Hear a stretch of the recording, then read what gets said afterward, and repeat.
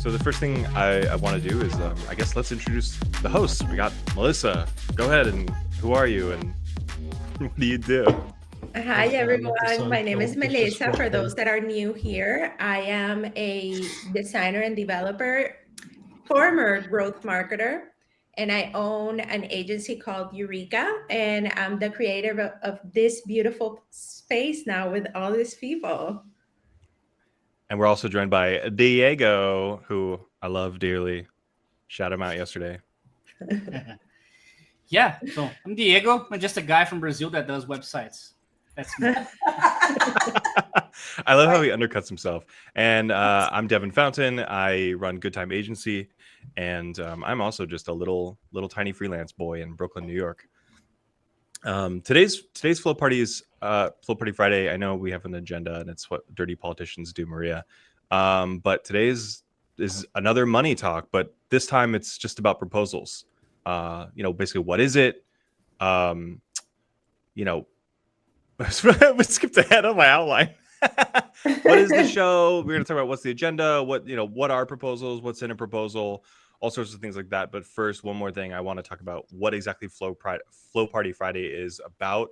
If you're new here, Flow Party Friday is every single Friday at 1 p.m. Sometimes on rare occasions it's at 2 p.m. And every Friday we bring on a new guest to talk about their product or their process or their agency, or it's just us, and we talk about what you guys want to hear.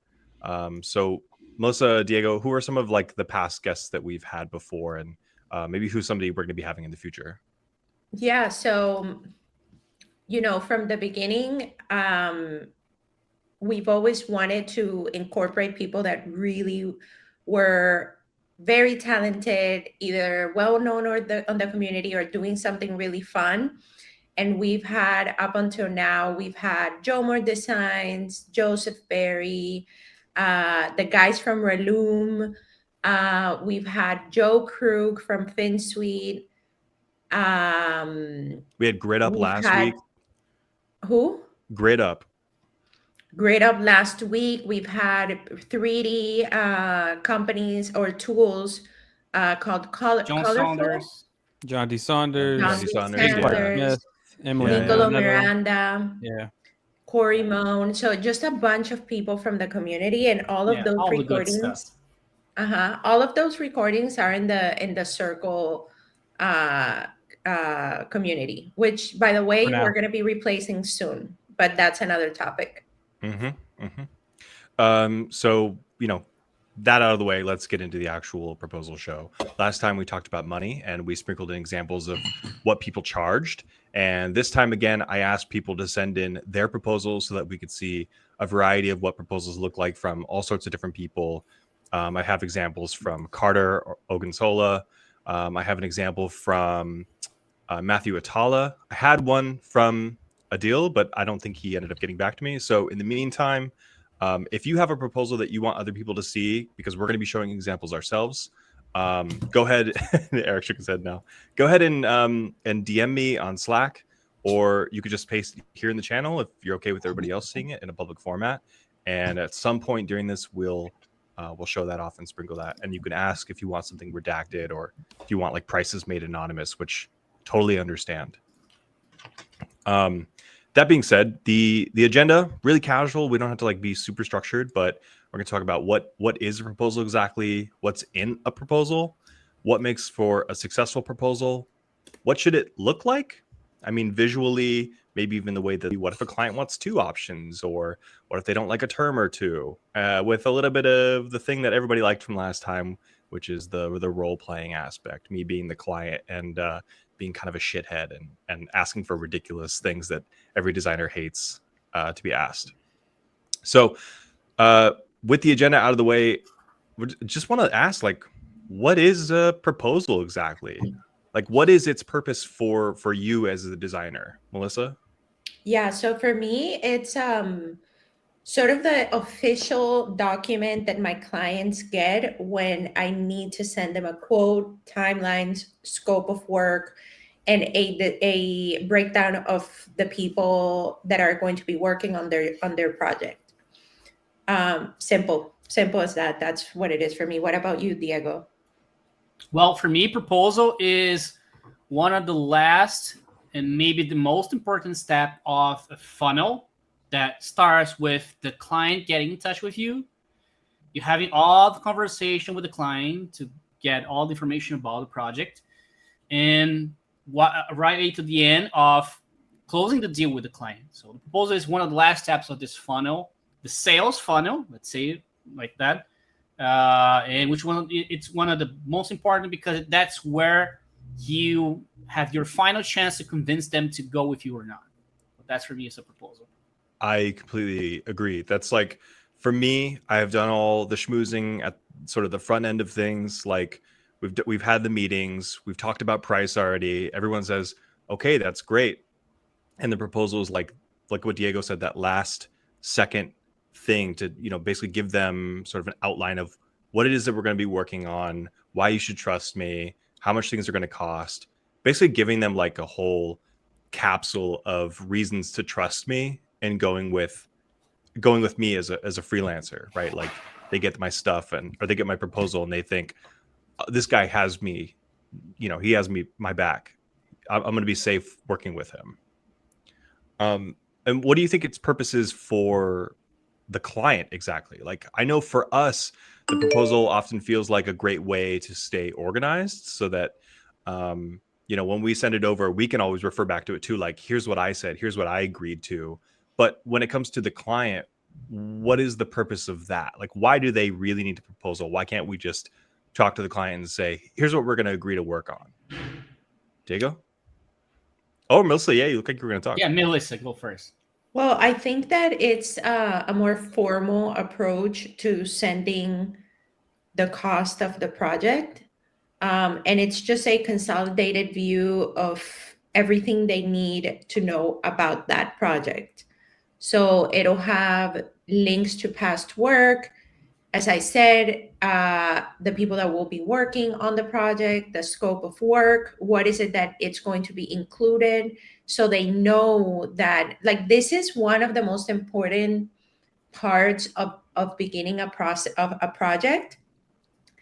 And it's one of those steps where you need to be very careful on what you add and what you don't add, because this will set the foundation for the process, for the project. You will have sometimes clients that are super picky.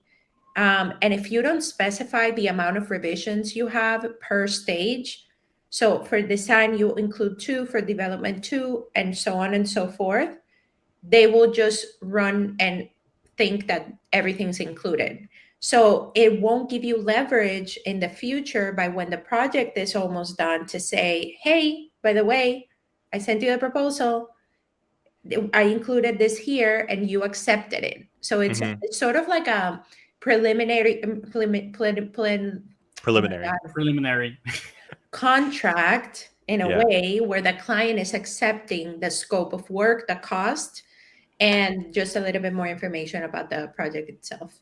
Yeah. I love the part at the end when you said like it's a little bit extra, like the agreement is like a little bit of like what you agreed to, because at the end of mine, not only do I always include like the really standard stuff like the process and the timeline and the cost, but at the very end I have like extra terms that are like for me and for the clients. Like, when the project is over, I can share this work when it launches. Like that's what you agree to.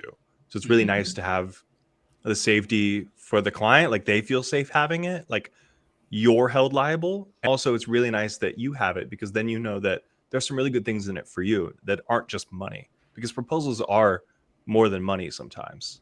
Yeah. That being said, I said what you said and what both of you said, and specifically about what Melissa said about being a preliminary contract, because all of those things, like the terms that guarantee that you have the rights to share this as your work on your portfolio, and other details that will make a difference at the end, like for example, amount of revisions and like timeline, etc. All of these things needs to be on the contract, but the proposal is where you start defining these rules, and the proposal is working for the clients is specifically for that. Like it's like they understand what they get, and they start getting into the rules of how working with you should look like.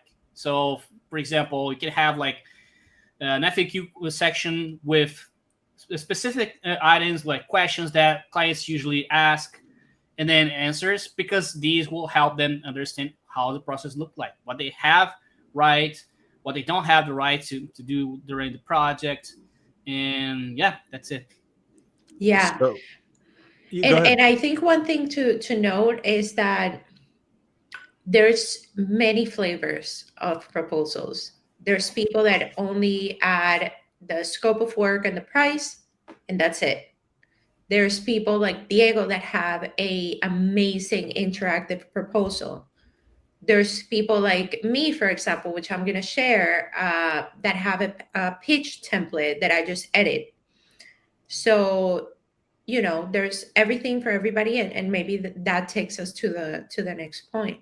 Yeah, and the last thing I wanted to say too is that I was talking to Joseph Barry the other day, and he said that I asked him about his course specifically, which we're not going to get into the coupon aspect of that one, but I bought his course and I've been watching it, and I asked him about some of his measurements and stuff, like how did he do things, and he said that one of the things that he includes in his proposals is that he basically gets the okay to eyeball the designs and respond to whatever device size it needs to be. So he can take the design from another designer and kind of modify that to what he needs it to be for his animations, which I think is like a really interesting part of that proposal. But anyways, so what's in a proposal? I gathered a nice little list. Both of you have access to that Notion doc. I'm just going to run through some things that I've heard from other designers. I've asked, including Diego and Melissa, and I also asked Grace Walker, and Carter sent me his as well. And so here's just a list of some things that are included in a proposal. If you have something that isn't on this list, I would love for you to include it in chat, because maybe it helps somebody else, or maybe it helps us. So I've got a cover letter, project goals. Oh, Yeah, I love the cover letter one. It's like a nice little schmoozy moment. honestly, I would rather eat dirt than write a cover letter. I hate him. Yeah, I just write one paragraph and that's it. So yeah, Yeah. let's go point by point then. Cover letter. Just flat out no. No. But Like I said, I like to personalize the message a bit, so I have like specific. It's just one paragraph personalized. It's not like cover letter or like with one. Yeah. So I do want to clarify though that cover letter also means a bit of like an overview or an introduction, right? It doesn't necessarily have to be like, hi, I'm so glad that you chose me, and I'm excited to work with you too, which is totally fine, because I feel like a lot of clients that I've had lately, I am genuinely excited to work with them. So I do include that, because it feels genuine. But then the other part is mostly sort of what we've talked about. It's like an overview of like, here's kind of what we agreed to, without getting too heavily into scope, which will come later on down the road. How do you start your proposals then? If you don't do a little like, thank you so much, I love you for picking me. Thank you for giving me this opportunity. Yeah. No. For me, it's okay that we work together.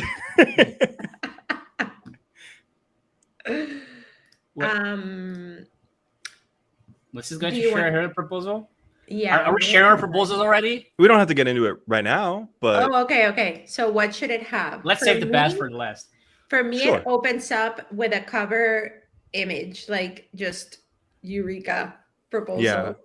That's it. And then yeah. we And go for me- into go. No, go ahead, Melissa. And then we go into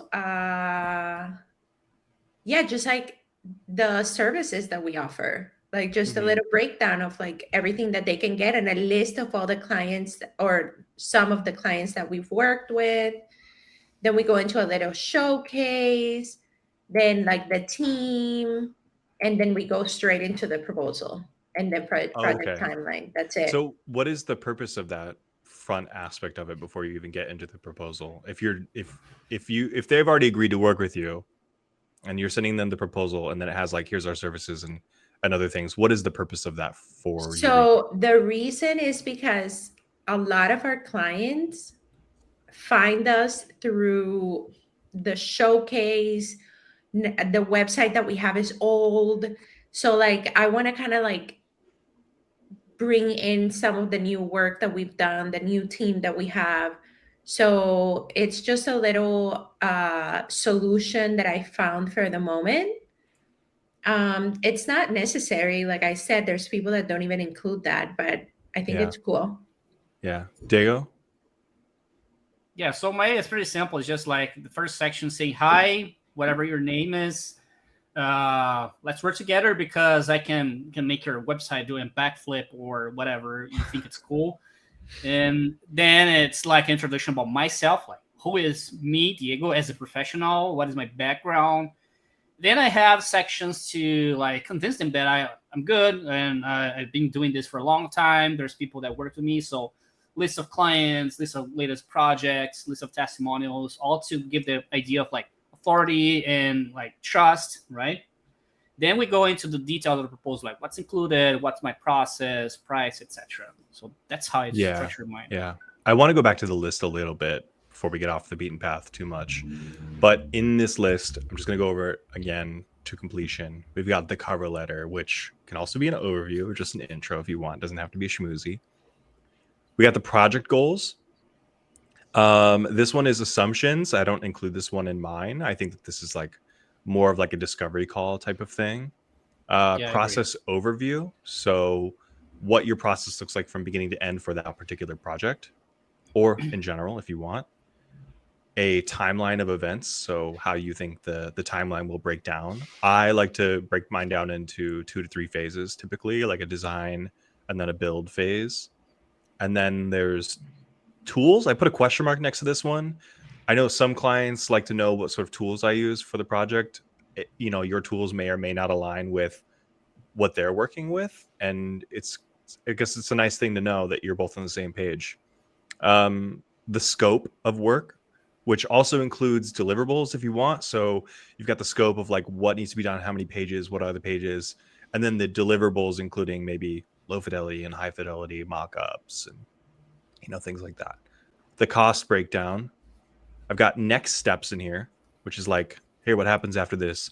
I personally don't include next steps in mine. I include that in the email because I don't want them to have to like read the entire proposal if they don't want to. And then this is not, I don't have these in mind, but client testimonials. So I noticed some people put client testimonials in there. So what people already say about them. Personally, I feel like that's almost too late in the process. Like if you're already talking to them, they don't really need the client testimonials. Diego shaking his head no. We'll get to that in a second. A thank you at the end. It's like ending your presentation with thank you so much. And then I also put extra. So like extra little things like we were talking about at the beginning with revisions and ownership process. And then I would love to talk about also like what not to include. I just wrote that because you mentioned it, Melissa. So Diego, you're shaking your head no at the which one was it? The client testimonials. Say more. Well, I think whenever you can include client testimonials, just do it. Like, it doesn't hurt, right? And at the same time, it gives them more confidence. So for me, it's a no-brainer. Like, include it everywhere. Yeah. I haven't asked, do you cap a proposal to a single page, 8 pages, or 70 pages? Where do you get your terms and conditions, i.e. bonsai, lawyer review, or other? I think that what John Saxon said right below that question is straight to the point. Like 80%, like what he said is 80% of the proposal should be about the client, which I totally agree. I think that proposal is one thing, and the contract, which includes all the terms and conditions, whatever, that's the separate thing. So proposal should be about the client and about the project. And depending on how you do your proposal, you have no limits in terms of pages because you don't need like a static page at all. Yeah. That if you do a PDF, yes, you have pages. If you do it in a different way, for example, a landing page, well, there's no pages, right? It's just one single thing. Yeah. I personally feel like if you're at 70 pages, your clients aren't going to read that.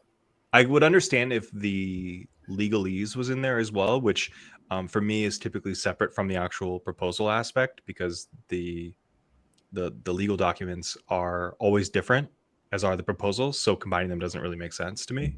But if it's about 60 pages with just the proposal, I'm thinking there's just no way your clients are reading that. These are people who are hiring you because they don't have the time to do what they're asking you. Exactly. At max, they will spend like 5 minutes looking at your proposal. That's the time you have to convince them. Yeah. So don't be like too long and have 60 pages for them to read to get to the weeds and finally see like price and whatever they need to figure out to like sign a contract. So be succinct. Yeah. So Melissa, you mentioned earlier things that you should include and things you should not include. I want to hear about the not include, because for me, when I make proposals, all I think about is what I should include. It's like add, but never what should I not mention? What is that thing that I should not be mentioning?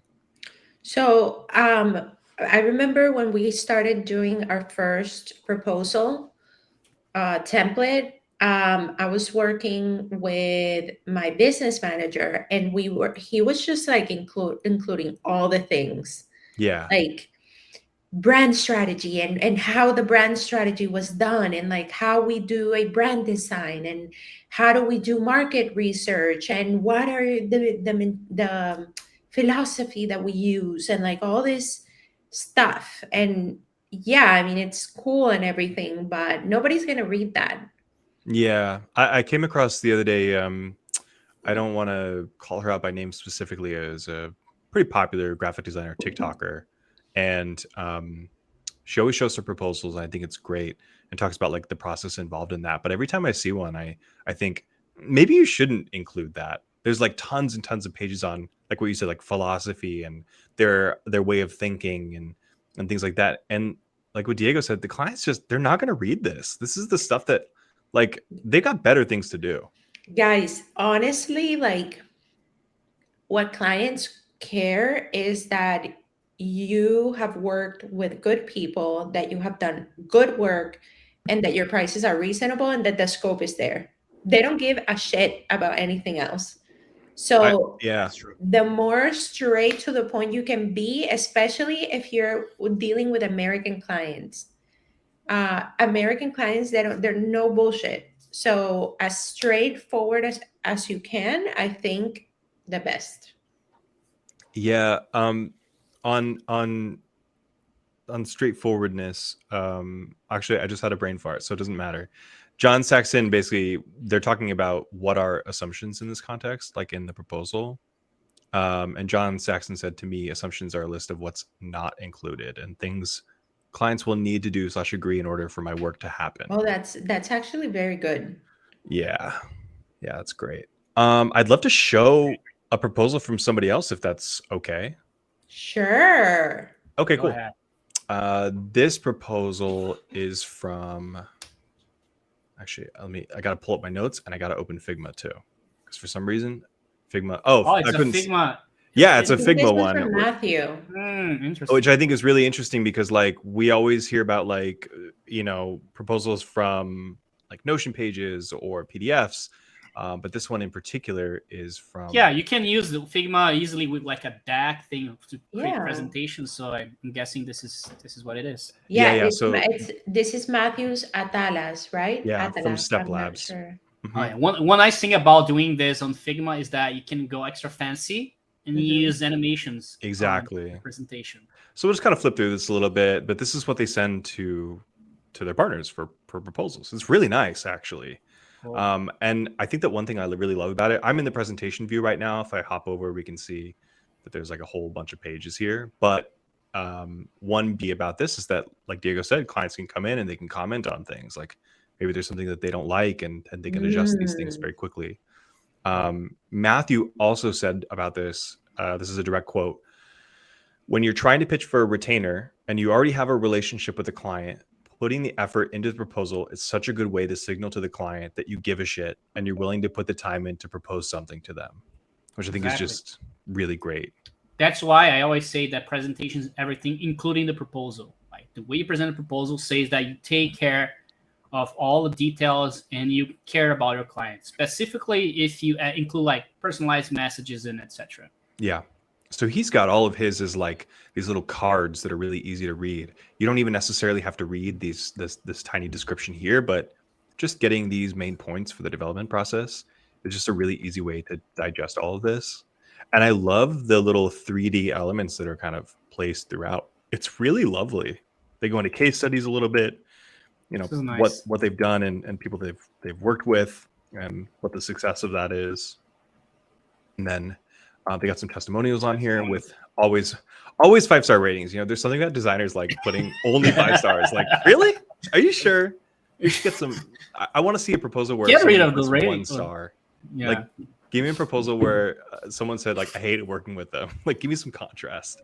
I did redact all of the costs for him, but he gets into the pricing model a little bit. So, what some of the things on his service costs? I think he wants to talk. He has his. Yeah, go Yeah. ahead.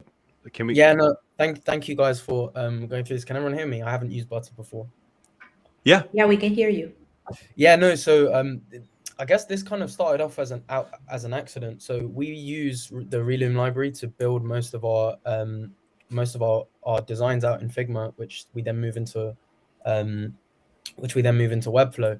And so for some of these slides, basically, I was just like, well, if we've built out these components in Figma already, why don't we just use them for slides? And why don't we use the same text styles for the presentation designs as well?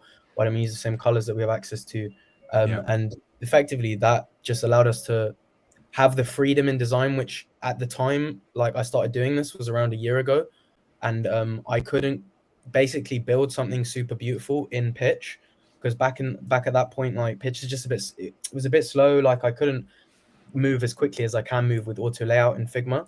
So we started out that way. And what I've got now is like that isn't like a coherent presentation deck. Like we have like 50 slides, and then based on what the client requires, we'll throw specific slides in, and it will usually be like 12 to 15 slides.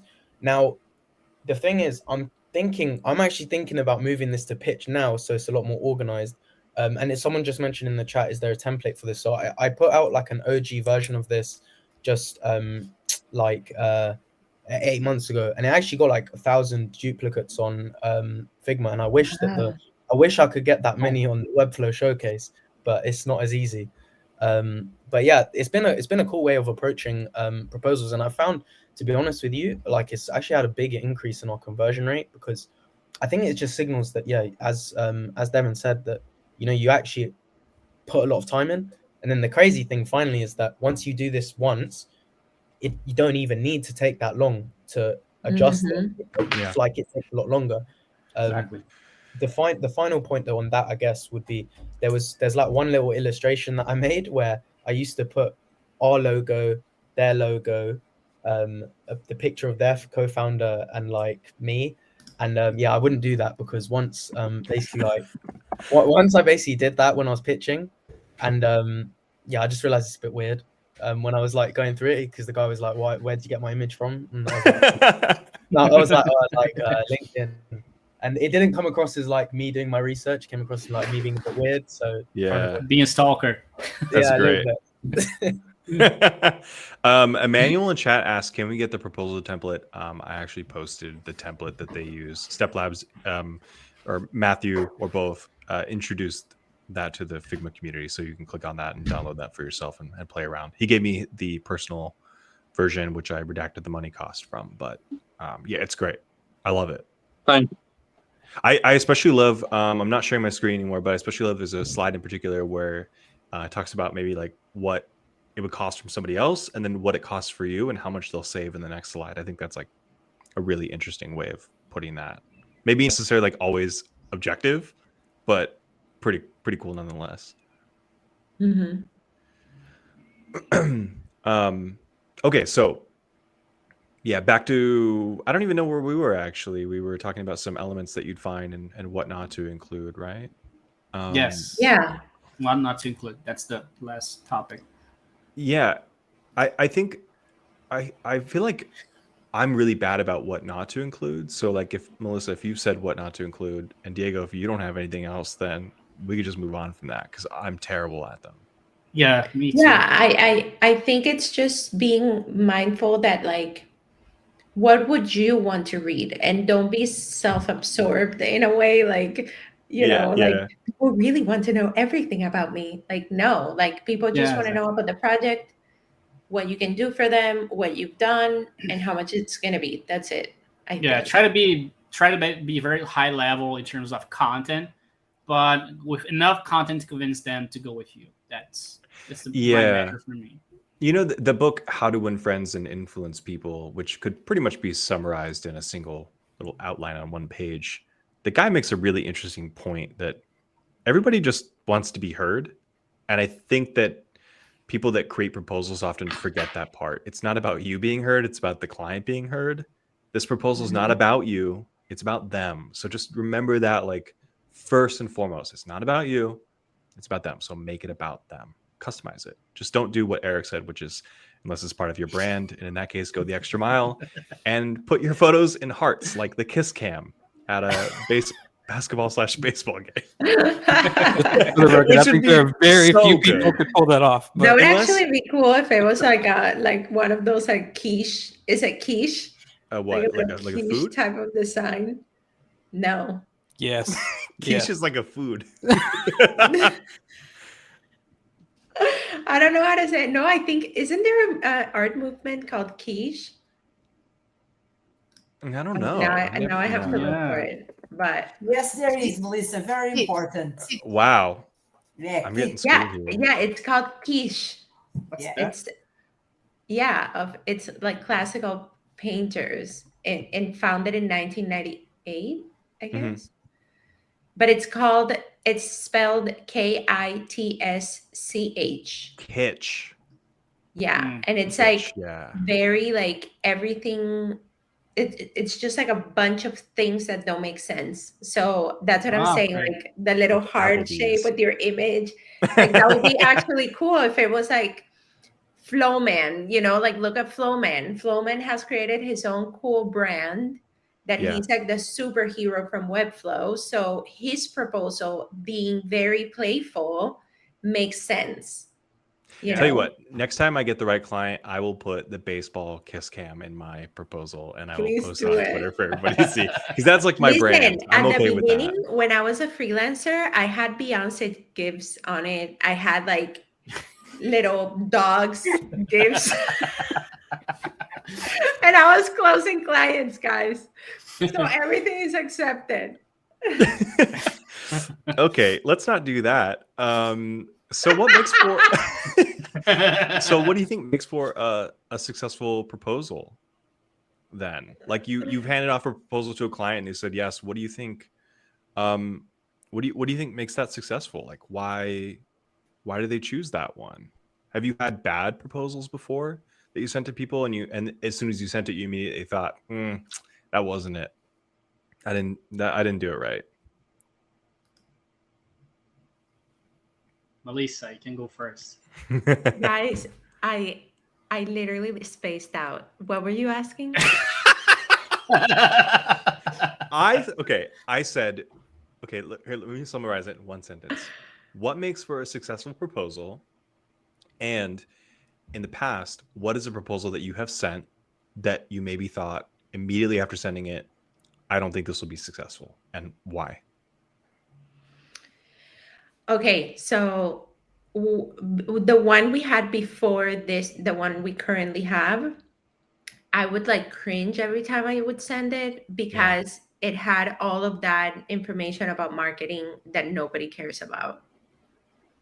So, I mean, clients would still kind of like convert, but it just was just completely unnecessary. Like people don't need to know our philosophy to do freaking buyer personas in a proposal. Yeah. So it goes back to just adding stuff that is necessary for the project and what the client needs to know, especially if they're hiring you for tech work and not like marketing work. You know what I mean? Like if you have an agency with a lot of services, you should maybe have like 3 templates and then send the template that it's appropriate for that specific area to that client. not Do you like have that? everything together. You have like separate templates based on the No, client? now I just have one, and it's just very simple. And Diego, you have just the one as well. Yeah, just So- one. And to be fair, I had a head start on my proposal template because my template it's based on the template that my mentor JP shares on his course called Super Skills. Unfortunately, it's just in Portuguese for people from Brazil, but he has a specific chapter about like pitch and proposal, etc. So he shares a template, and then I took that template and I adapted to me. So I had to be honest, I had a head start on this, and like every time I sent a proposal, I felt good about it, and I think it was effective. Mason asks, any tips to pitch retainer versus single project price in the deck, or would this be decided before you send the proposal? Sometimes I get approached by clients that aren't 100% sure what they need, and retainer could make more sense. This actually gets into a point that I did want to talk about, which is sending two proposals. Yes? No? I would add the price of the project, and then I would add the retainer cost. So let's say we have a minimum of 10 hours per week or whatever for this amount of money if you need ongoing work or maintenance work from here on, and this is the price for that. Mhm. We also include sometimes, I don't think in this new one we do, but we include an hourly rate for clients that need a little bit of maintenance after, and they don't necessarily need a retainer. Mm-hmm. Yeah. So I would Well, just add in the same one.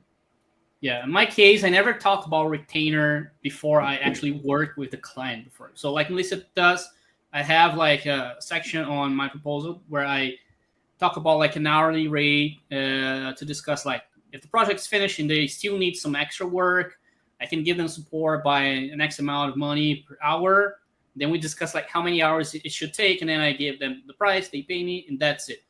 Once I work with them and I feel like we're a good fit for a retainer agreement, because like you can offer retainer agreement, but what if the client is terrible and retainer doesn't work for them? Mhm. So after I work with them and I feel like retainer is a good way to work with them, after we finish the first project, then I just use the same proposal model, and on the price section, then I give the price for proposal for the retainer, because for me the retainer is just like a fixed amount of money, just like a project, but it's a recurring amount of money. So I just add the details of my law. It's X money per month, and you have up to X hours a month of my time for this work. That's how I do my retainers.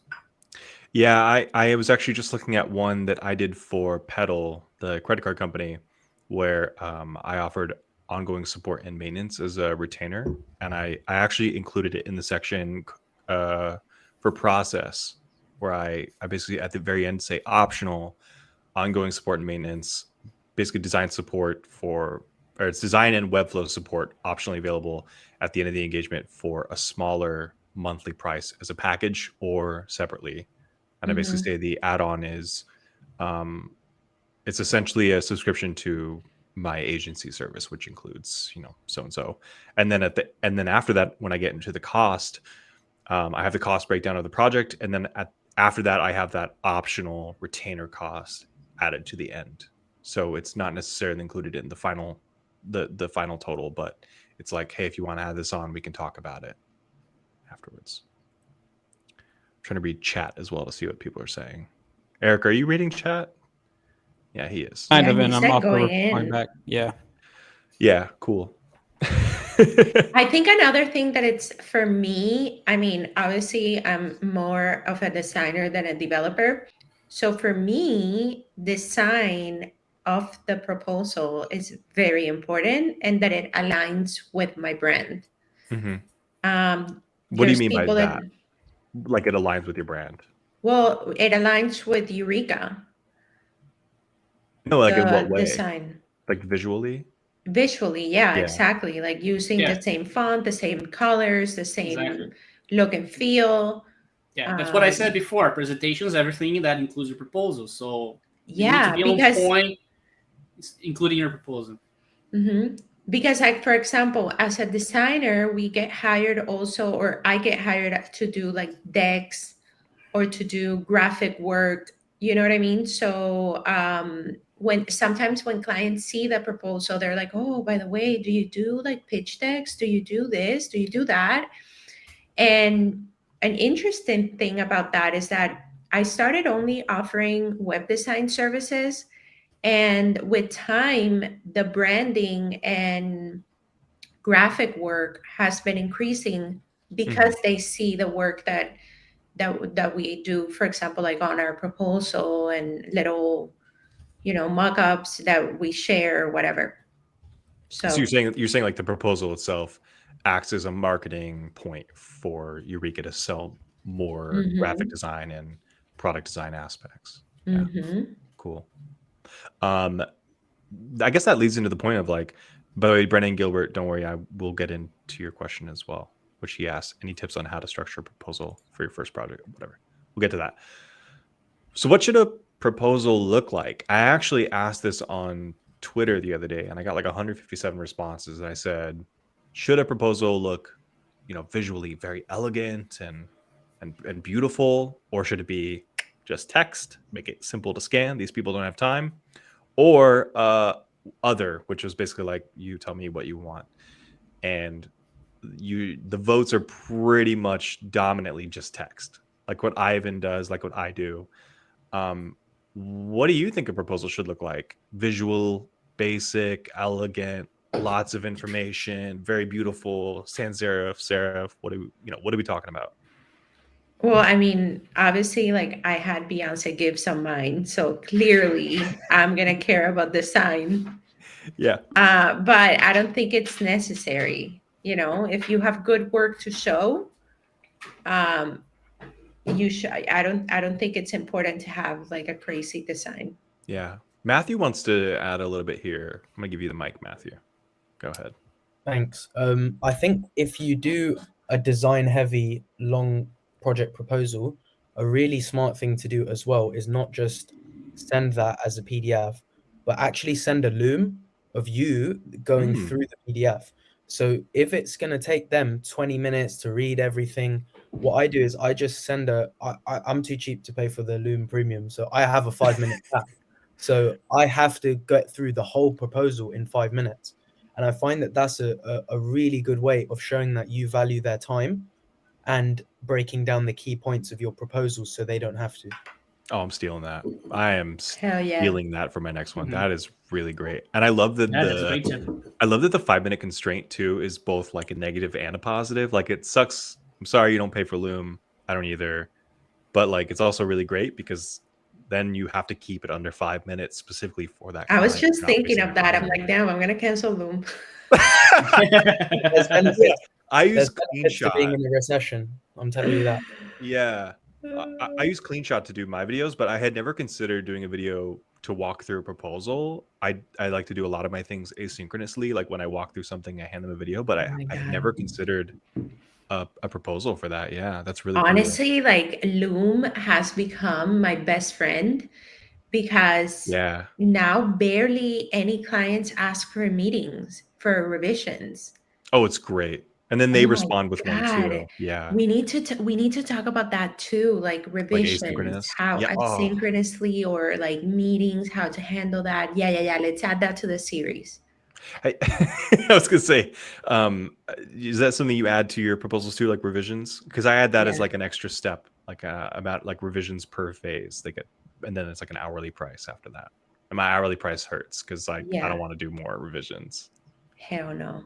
I add them. Yeah, I add them. I add the revisions. So the next part I want to talk about, I know we're kind of running out of time here, but I do want to leave some questions open for the audience. And also I want to take some hypothetical events as well. So like, what are some instances that you have encountered as a designer from a client where you've sent a proposal and maybe something went wrong that you didn't expect or something went right and you want to share it with us?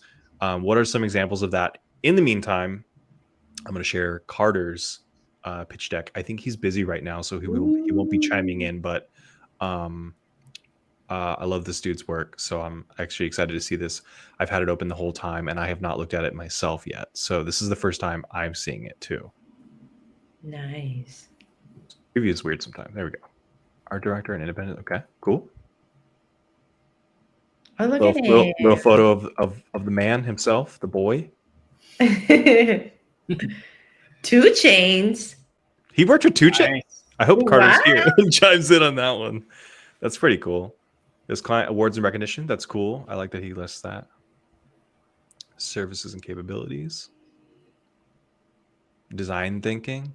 I think that this is the part where like I'd probably nix this from mine. Like design Yeah. thinking and how it works. Like I'm not gonna read that.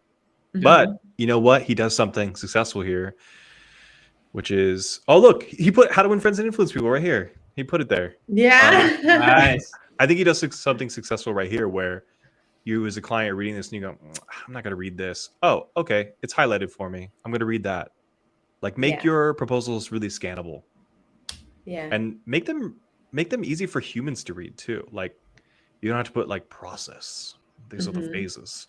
But like he literally put how much will this cost and how long will it take? Does it get simpler than that? I don't think so. This is a lot of text though for me. Budget, cool. It's like some breakdowns. He didn't tell me to redact any money, so I assume he didn't put any in here. He did. We don't know what client this is for. Yeah, but got a bunch of prices, what they mean. I love this timeline Yeah. here. It makes it really easy to understand. Mm-hmm. And I like the little phase diamonds too, so it shows how they break down. Mm-hmm. His regular services and rates. Oh, nice. And then, yeah, he says like, okay, prove it. Like, let's see some portfolio / case studies. And then he just Cool. gets into some of them. Oh, this is really nice too. Nice. Concepts, some results. Love it. Let's get past some of these. There's quite a bit of them. That's really nice too. Great work. Love. Yeah. Yeah. A lot of case studies, Carter. Yeah. Very cool. But you know what, though? It's okay because he kind of saves it for the end. Like I don't have to, as a client, I don't have to go through all the case studies. I can come to them Yeah. afterwards. You already seen everything. Exactly. And then boom, the terms, really simple. This is like exactly what my terms look like too. I have my payment terms, I have vision terms, other terms. I love the let's not show that one. That's his phone number. We'll Eric, we'll cut redact that cut in post. Cut that. And then a nice little thank you at the end. So nice little proposal there. I love that. Cut that though. Very So, nice. Devin, are you showing Yeah. your proposals? Should we Oh. show ours? Oh yeah, dude, mine's a total piece of shit. I would love to show it. Yeah. So I was talking to Diego the other day, and we were talking about proposals, and I was like, "Yeah, my proposals suck because really, all I want to do is the work. You know, I want to like get through the proposal and do the work. So, you know, my proposals are just text. I like what Ivan does, which is just to make his a Notion doc, because for me, I feel like the client just wants to get in, read the stuff that they need to read, and get out. They don't want all that pretty stuff like Eureka does. Eureka makes a Exactly. shitload more money than I do, so don't listen to me. This is a real proposal. This is actually for Petal, the credit card company. Maria said, "So, Devin," which I don't even want to read the rest of what she's going to write because it's going to be bad. This is the real proposal for Petal. I have 3 different proposals here. This is a request from them. One is for the full redesign, which they did not choose. One is for something that they called a structural redesign. So this doesn't include like rebranding or anything. It's just what you currently see today on their website. And then structural redesigns change. So I like to create duplicates of the proposals because, you know, I want to keep the original in its original state. And then if they have a scope change, I just duplicate that and I modify it so that it's not, you know, it's not totally different from the original. We can kind of look back and make sure that those things are the same. So anyways, I'm not going to show you the full redesign because they didn't choose that, but we'll go with the structural redesign scope change. I have the overview here. So this is basically like I list out what we talked about. So I say, Petal would like a structural redesign of their website in Figma with the implementation of a design system. And then I talk about what their goal is. From a design standpoint, the website needs to be easy to update for the creative team, modular in its components, optimized for Webflow builds, and a mobile first priority. These are all things that we talked about in our meeting. I don't know why I put addendum. Looking back, I don't know. Like, hold up. Another which is added to another is the definition of addendum. Who knows, dude? That's not what I would write today. I have the scope. I changed a change order. Yeah. I changed. These are all checkboxes. And I think these are really, really fun as a checkbox in a proposal because one, this is a Notion page, so I can send this out and they get edit access to this as well. So I still have the original and I can keep referring to it, but they get this page as a duplicate and we can check things off as we go. So like as we're working on those pages, which is really nice. And they can have an idea of like how far along we are. And then I have like the process. No joke. This is really like, this is the real one I sent to them. I know it seems really basic, but for a really busy project lead, they're like, yeah, cool. This is simple. Yeah. I can read this. Like deliverables or even like a typography scale and their brand colors consolidated for the web. It's like, it's not extremely explicit because I feel like when I'm working with the client, I do tend to give like a little bit of leniency in terms of what that final deliverable can mean. And I think that that's like important for the client too, to not just be like, you said there would be 6 colors and there's only 5 now. Like, who gives a shit? Give them what they want. Yeah. I got like the wireframing steps. Phase 3 is like the visual design system and handoff. I've got like the timelines on that. And then ongoing support and maintenance stuff. That's like the optional thing I was telling you about. Mhm. And then you guys already knew this price. I put this before, but this is how much it costed. And then some really basic terms at the end. I want to point out that this is not legal. These are like so I wrote this right here. Rewrite our terms so that anyone can understand them without the need for a lawyer. There's no catch. We just believe in talking to people like they're people. I always Love include that in that. my proposals. Because fuck you, John. Johnson, this is illegal. Get out of here, bro. I like to include that in my proposals because, like, yeah, it's not like their lawyers aren't always reading the proposals. It's usually like the founders or the co-founders, and I want to talk to people like they're people, and so I write out the terms in really simple ways, and then they get like the legalese afterwards. So yeah, there's Nice. mine. I feel like anxious about showing that because it's so bad. It's like so. What do you mean bad? It's Yeah, perfect. it's not that bad. Straight to the point. Like, It's like, well, the thing is, it takes me like 10 minutes to fill one out, which is great. yeah, Like I can just Yeah. fire off multiple proposals per That's the way to day, go. Me too. and like a client isn't like, ooh, fancy. Like, how do I read this? Like some that I saw on TikTok are using like, a ultra light, thin serif font that's like stunning. It's like, what does it say? Is it 8,006? Go ahead, Dylan. Is that a B or an 8? Yeah. Yeah. Hold on, I'm just reading through the Hey comments. guys, sorry, that was the first time I'm on here. Can you hear me? Yeah, go Yeah, ahead, we Dylan. can hear you. I didn't know how to unmute myself. Yeah, one thing I was going to say as well is at the beginning, I'd get quite nervous having those initial calls with the clients. So I think like, okay, I can't wait to send them a proposal. I'll just wait to do that part. But then it would be to clients that I haven't even fully qualified. I think it's really important to only really send a proposal once you're pretty certain they're going to go with you. And then if you're going to be spending especially an hour's time just to make it perfect for them, to wait for that, and you want at least 50% of your proposal to be accepted, I'd say.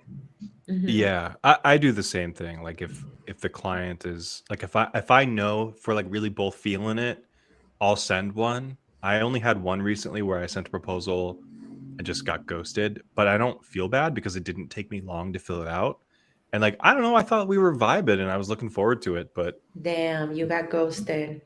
yeah, it doesn't hurt We me. get ghosted too. I think it's normal. I mean, People, sometimes they say, yeah, send me a proposal, and then they never answer. And it's like, okay. Yeah. I don't cry about it. I just take a little nap, you know. I sent a proposal yesterday. It's their loss. I sent an email yesterday to that client, and I was like, hey, just a reminder, I am booking up time and you need to grab this or you're not getting it. And then I sent another proposal, and then I took a nap from 2 p.m. to 4 p.m. and it was great. Freelance life, hell yeah. Yeah. Okay. Yeah, Lisa, like- do you want to show yours now? I'm curious to Yeah. see. Oh, me too. I'm The dying to extreme know. opposite of Chill that out. is It's really not Mitsumi. that crazy. Oh, sorry. I hope it looks awful then. How do I share my screen? Because now I'm in this panel thing. I'm in panel view. Oh, you need to change to. I don't know. You really can't? Oh, share. Okay. Yeah. Okay. So this See. is our proposal. Whoa. I love the photo. Yeah. So obviously, Unsplash for the win. Just It's only 10 simple. pages too. I love that. Yeah. So as I said, very simple, straight to the point. These are the 4 services that we offer. These are the clients that we work for. Nice. Shout out to ChatGPT. All of it. I use it is all the written time. with ChatGPT. All the Yeah. time. Yeah. Then we go into showcase.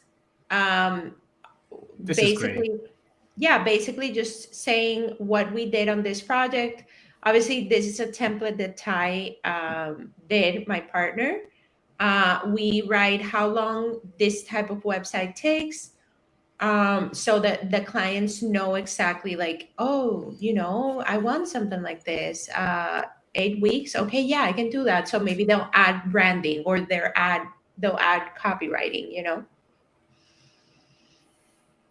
Then we go into the next case study, and then we go into team and clients. So obviously we are project based, but we have people that we always work with. I have to add Carter, by the way. Carter, this is outdated. Damn, all superstars. And then I also wanted to kill it even more by adding the logos. So that's what I'm saying, guys. Whatever you can do to squeeze the success that you've had in anything, add it into your proposal. Exactly. Because you never know. You know what I mean? A client Love will it. see, oh shit, they work with Comic-Con. These people know what they're doing. You know what I mean? Exactly. Yeah, it's to give authority. Wait, go back Exactly. to that previous slide real quick. Speaking of the team, Gerardo Mendez, next flow party is Gerardo, right? Yeah, Yeah. so Gerardo is my brother, and he basically has been with me Really? from the beginning. Yeah, I Yeah. knew that. That's He's cool.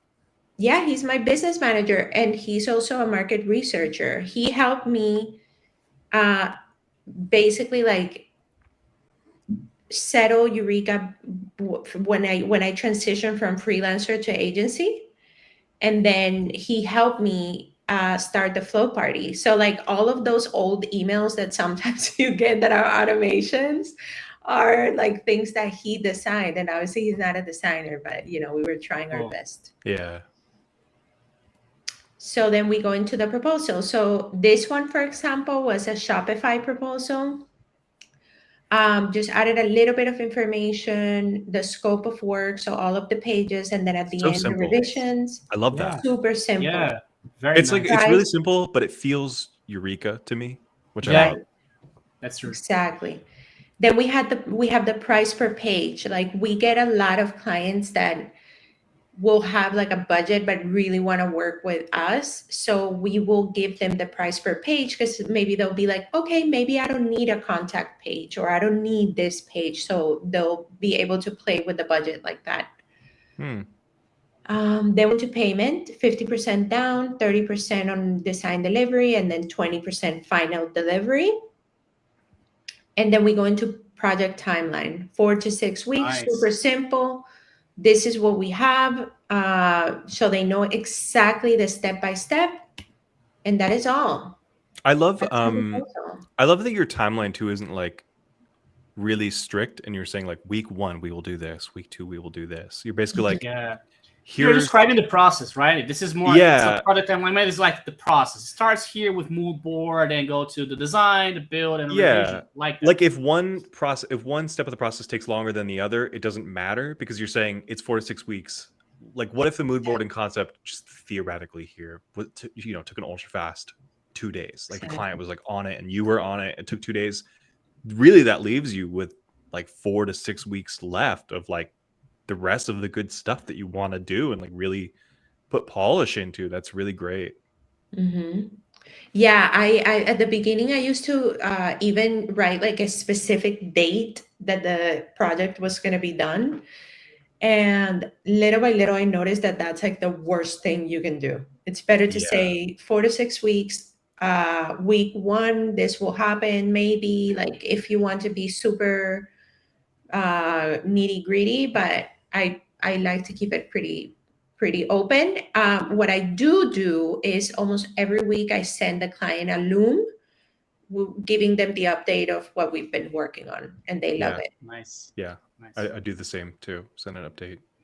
Just Mhm. makes people feel better for sure. Exactly, 100%. Yeah.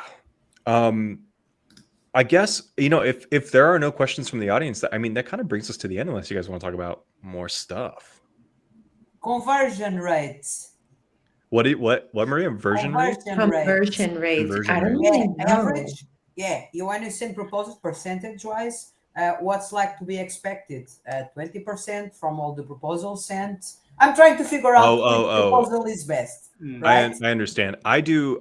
It really depends on the size of the project. If I'm understanding correctly, it depends on the size of the project. For me, I've had like the paddle project, for example, was 50, 25, 25.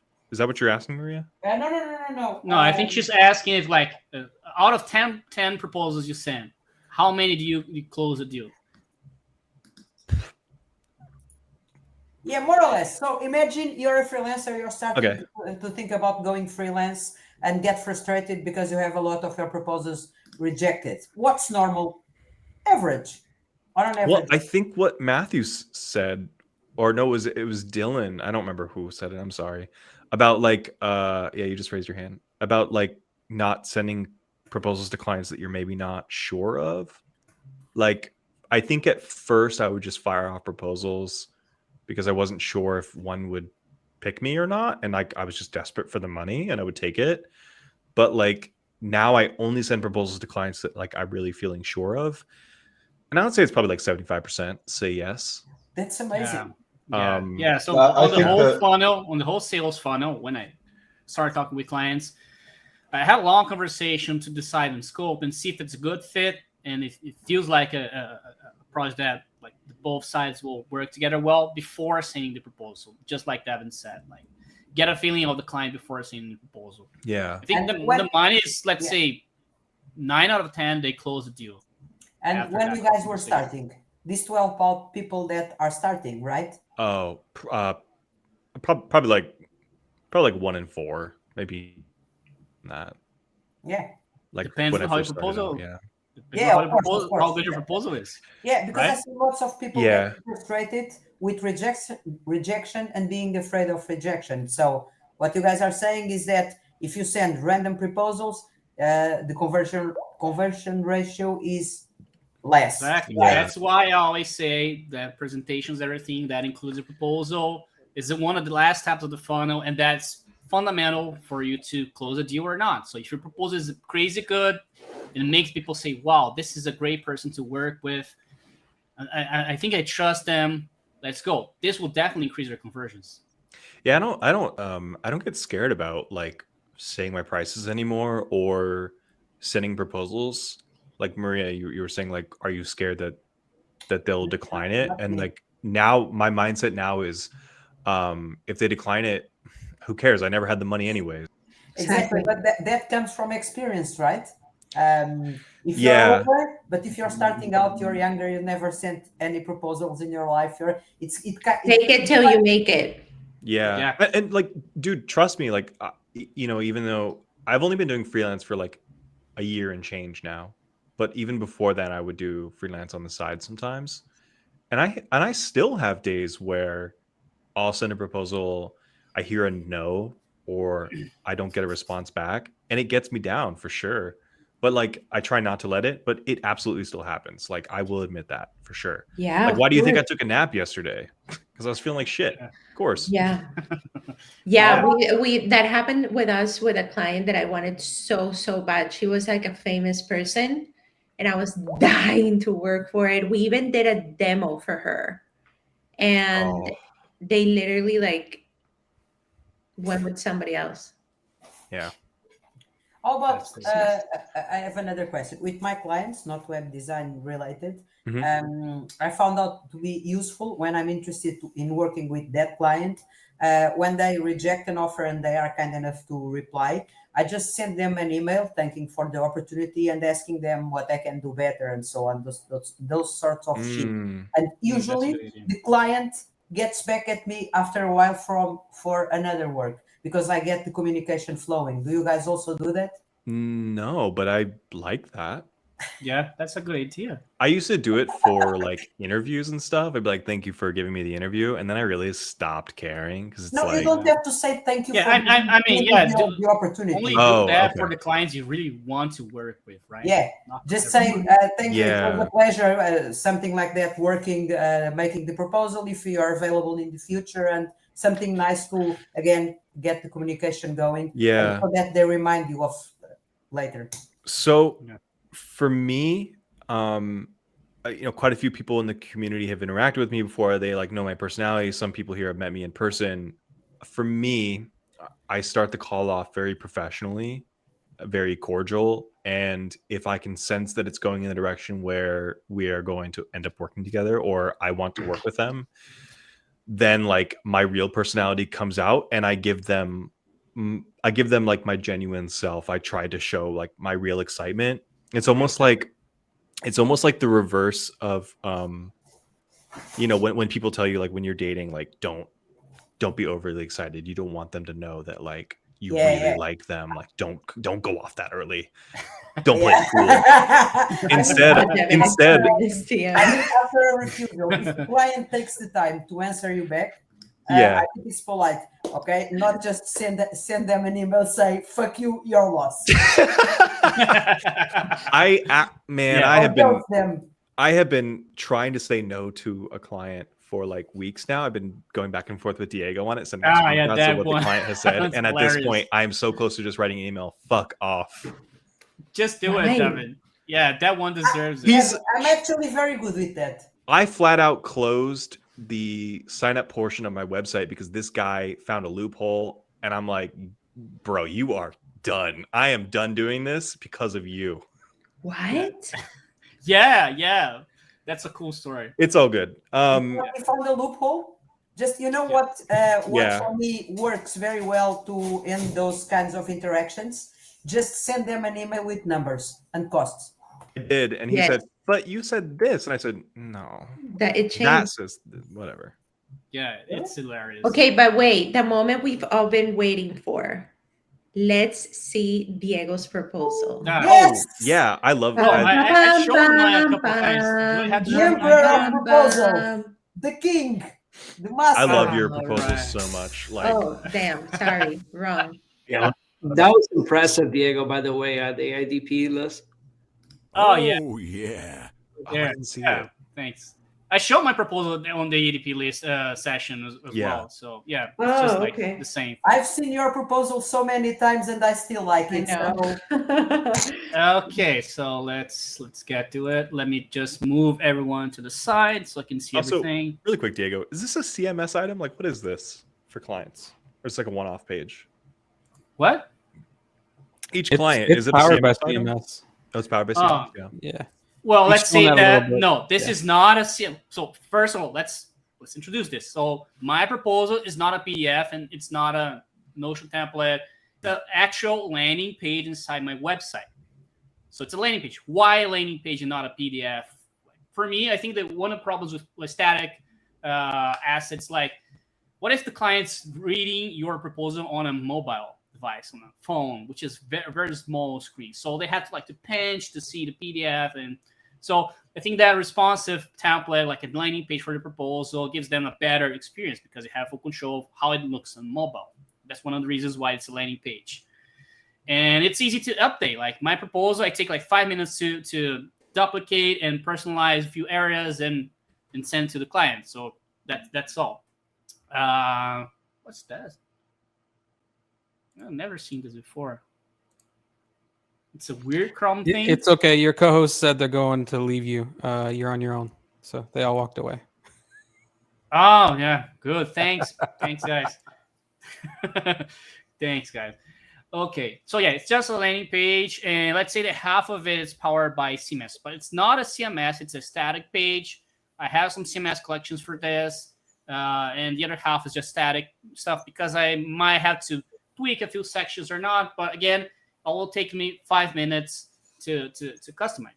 So this is one of my proposals. I start always with a personalized message with the name of the client and like a small paragraph, like saying why should we work together and what do I have to offer for that. Is that proposal for me, Diego? What? Oh, João. Yeah. What are you, João? Sorry, no. Oh, No. so Yeah, sad. Yeah.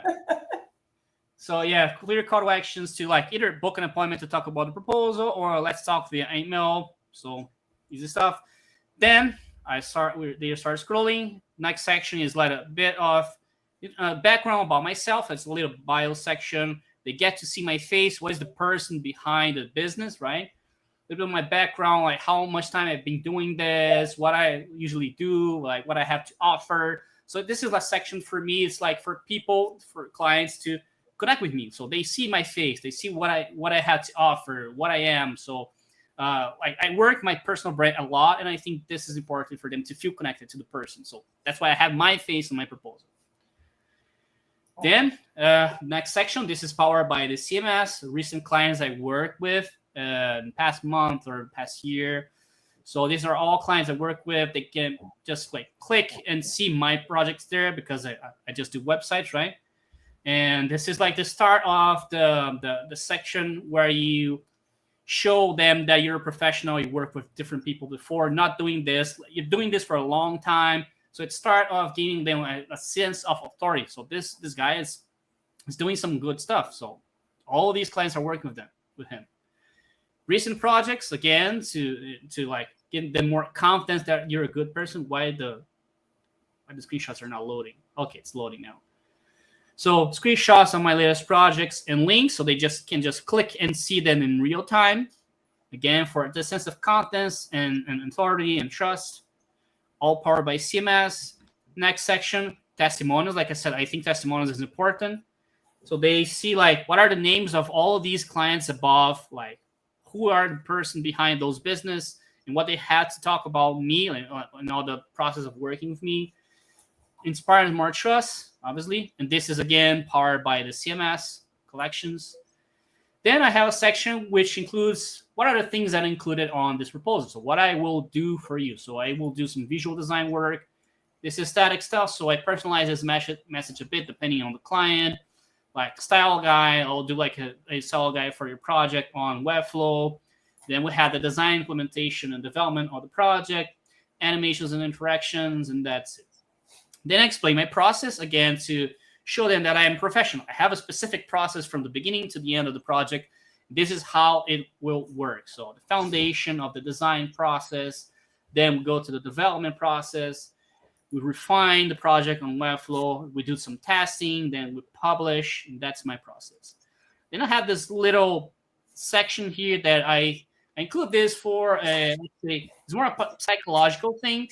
They see this and they think, okay, I have all of these things on this package. So I have like premium Webflow development, UX and visual design consultant, limited design request, 3-5 days turnaround, all good things to have on a post. So this convinces them even more about going with me because they feel like they get all that stuff on the package.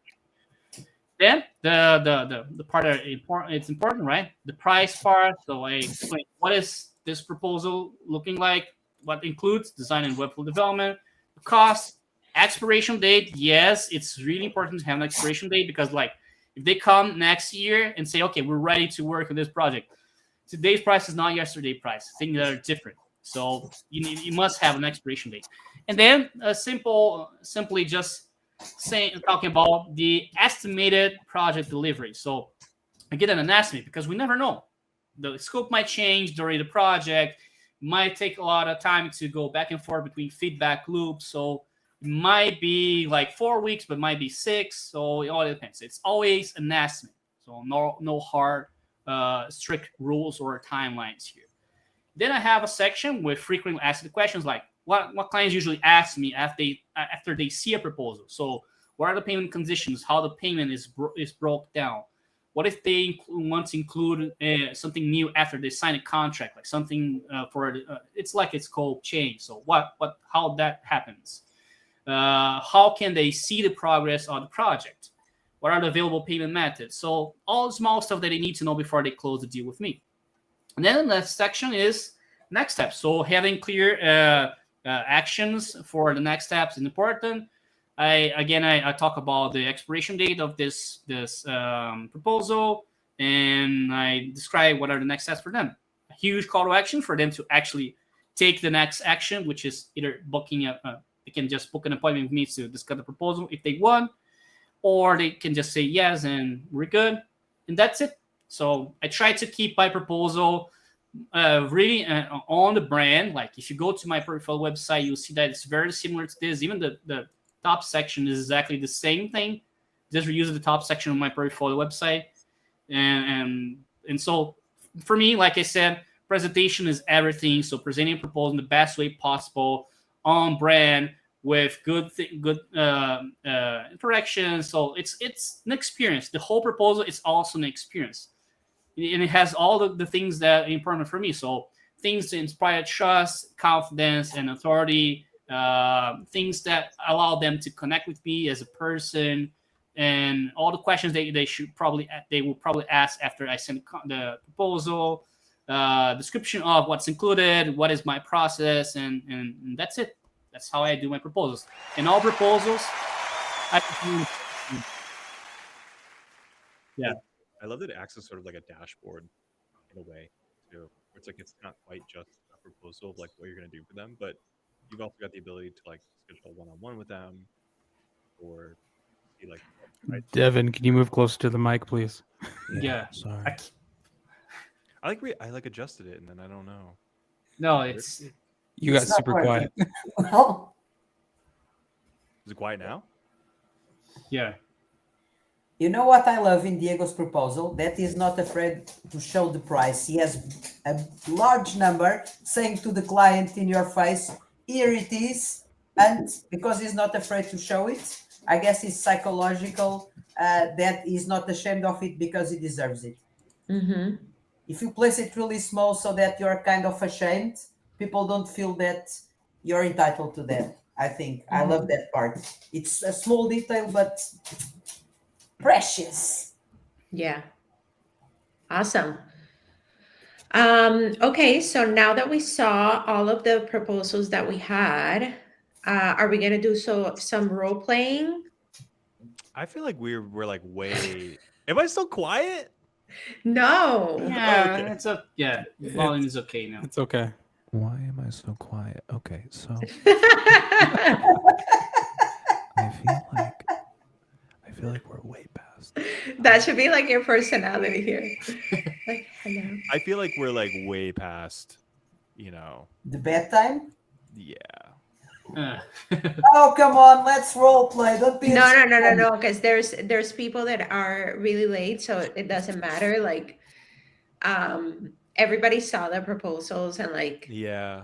if you have any questions about what to do, you're not sure how to include, if you want to use the base of like how Devin does it or Diego or we do it, then we'll always on Slack to answer any questions. Yeah, like if you just want my proposal, like DM me, I'll send it to you. I don't care. I Yeah, don't benefit by keeping it to myself. You same. can have it. You can't have Yeah. Diego's though. It's a web page.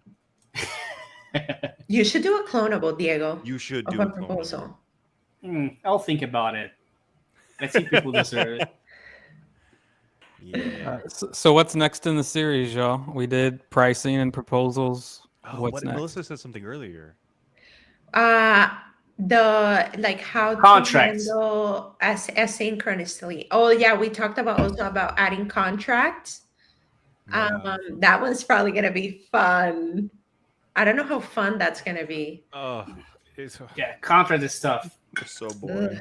Yeah, Yeah. that's kind of I boring. just use AIGA's contract.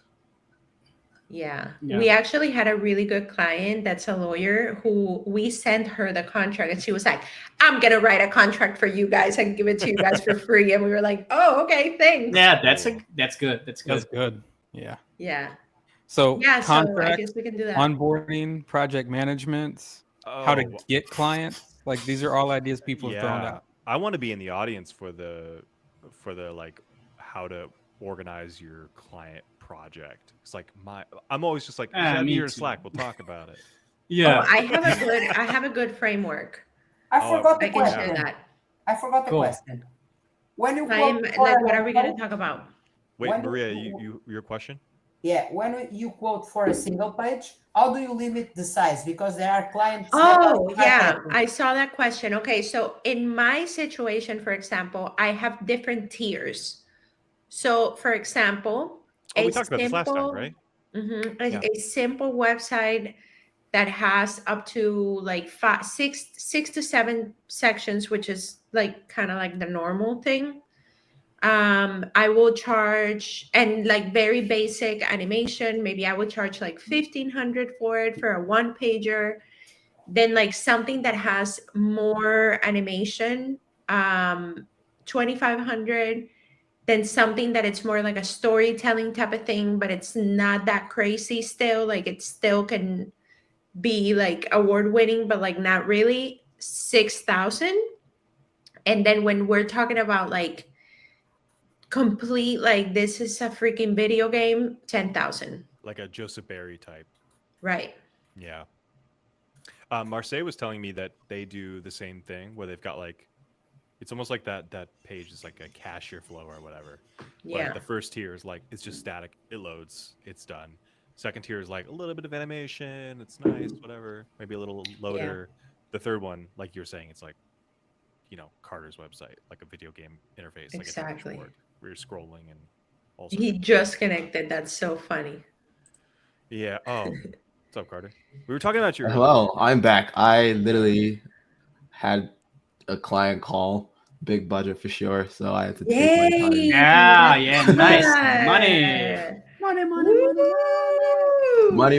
I know it's an e-commerce brand, so there's a lot of work that needs on. Yeah, go Yeah. get it. So it's crazy, scary at the same time taking it on, but it's interesting that I think was it Devin that we're talking about selling 10K We were talking about what? pricing. Oh yeah, pricing. Okay, you would be proud of me. I've priced over 10K now in my Man. proposals, so I've got a big mouth now. That's my boy. Nice. Get that money.